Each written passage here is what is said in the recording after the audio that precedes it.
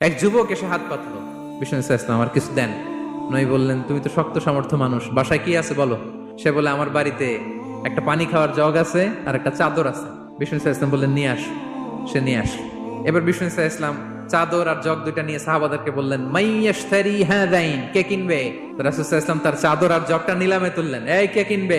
একজন বলল, فقال رجل انا اخذهما بدرهم يا رسول الله, আমি 1 দিরহামে কিনবো। মাইয়াজিদু আলা যালিক, এর চেয়ে বাড়ায় দিবা কে। আরেক সাহাবী বলল, ইয়া রাসূলুল্লাহ আমি 2 দিরহামে কিনবো।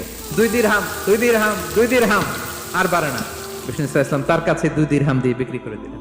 2 দিরহাম নিয়ে যুবককে বললেন, নাও, এই 1 দিরহাম দিয়ে কিছু খাবার কিনে তোমার ফ্যামিলিকে দিয়ে আস। আরেক দিরহাম দিয়ে একটা কুঠার কিনে নিয়ে আস। তো যুবক কুঠার কিনে আনলো।